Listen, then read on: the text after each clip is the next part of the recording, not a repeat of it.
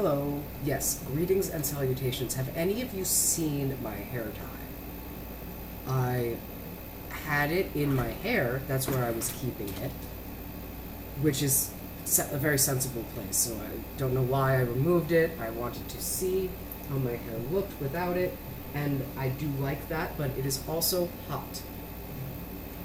Nevertheless, I will persevere. So, arson story. It's underwhelming because nobody died,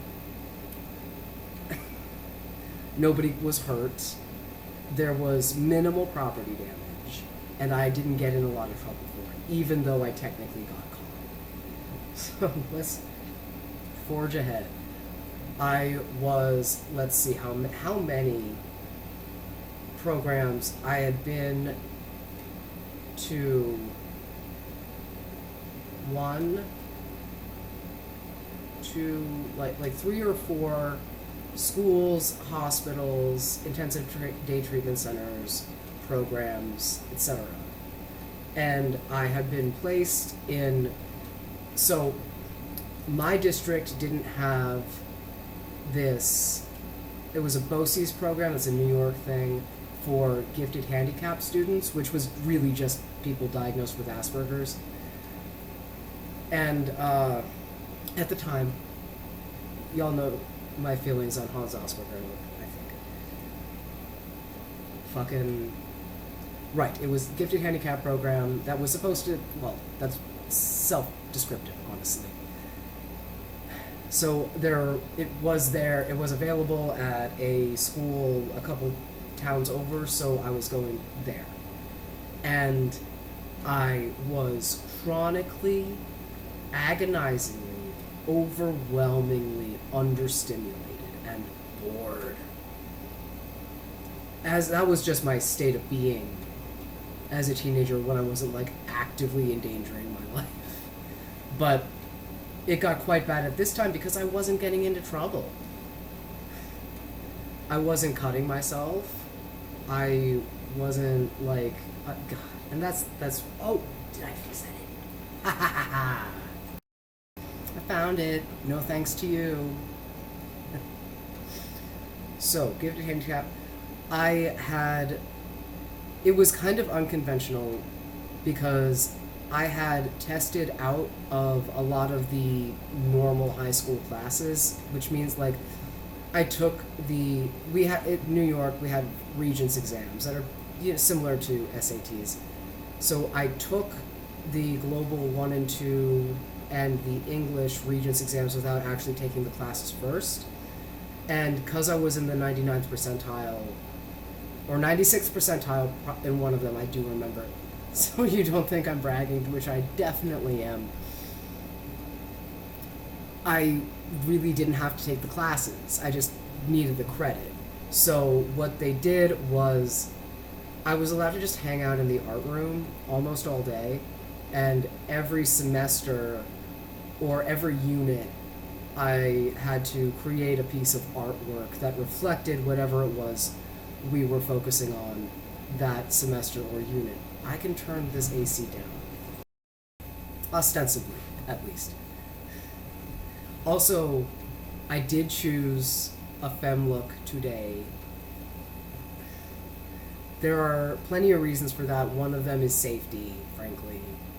And I hate to say it, I wore, not that I wore a skirt today, because that's fine. Wear whatever the fuck you want forever. I had thought that I was paranoid in my day-to-day interactions, where I felt like people were giving me dirty looks, or just making it very, very known that they did not approve of my existence. And then, but the problem is like, you have social trauma, you've been bullied, like, that's probably all in your head. It wasn't. None of that happened today. So, that's a thing. And then also, I did get, not nearly as good as my sister or my mother at performing femininity, but not too bad at it. And so I do like looking pretty sometimes. And my most viewed video on my channel is one where I say nothing but am wearing eyeliner and have my dog.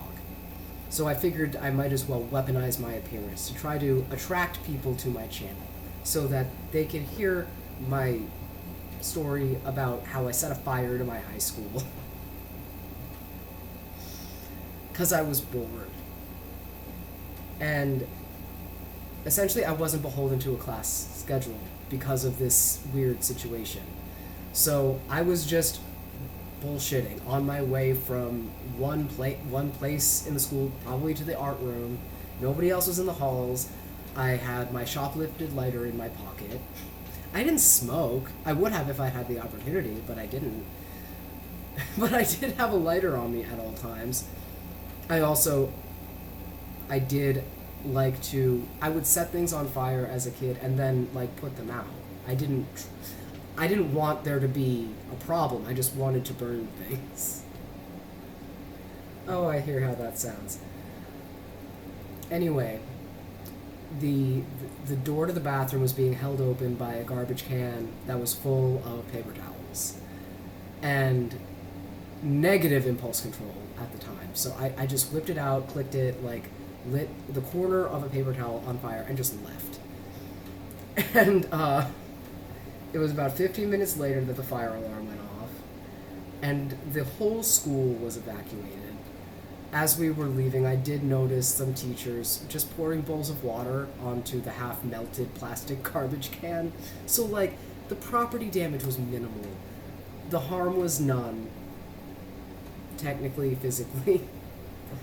And I could have easily gotten away with it. But I didn't. Because I trusted my school psychologist to not breach confidentiality. And I even made sure of this before I told her that legally psychologists can breach confidentiality if you have plans to harm yourself or somebody else. And I believe if you've also committed murder. But it was not legal for her to, or I didn't think it was, but obviously she was going to turn me in. But I found out that if I hadn't told her, then I never would have been caught. Apparently, like, the local PD was looking for fingerprints, like, and stuff, but I hadn't touched anything. And even if they had found my fingerprints, I didn't have them on file. I had never done anything wrong to anybody but me. Anyway, I was suspended for about a week. And my parents were trying to help. They definitely, at that time, were more like, oh, but her future, more than, oh, but she should experience consequences for her actions. So they secured a lawyer, a very good lawyer, who got me something called an ACD.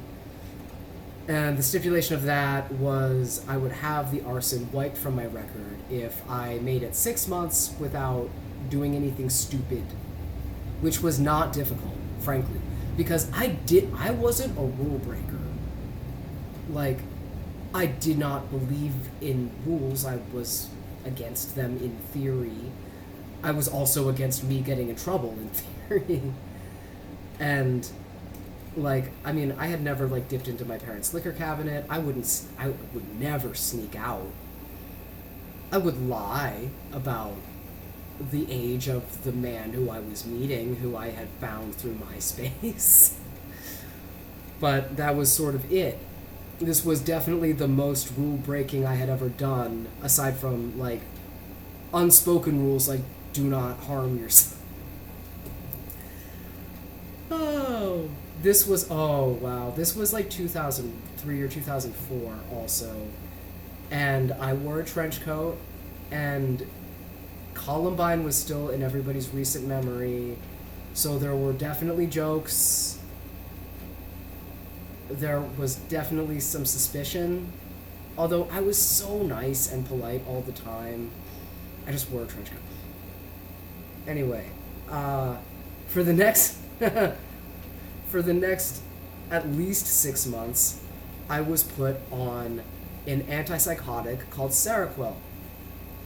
I shouldn't be on an antipsychotic. I don't have psychotic symptoms, but also it made my mom's job a hell of a lot easier because I didn't want to go meet friends. Or I mean, if I was never awake enough to formulate a coherent thought. Technically, I kept my eyes open while I was at school, but as soon as I would get back home, I would just pass out for 14 hours until it was time to go to school again. So I stayed out of trouble, lost all my friends, gained 30 pounds, didn't do anything, but I stayed out of trouble. And that went on until I was sent to Wilderness, which I'm just glad that happened so that I could get off fucking Seroquel and get out of my fucking house.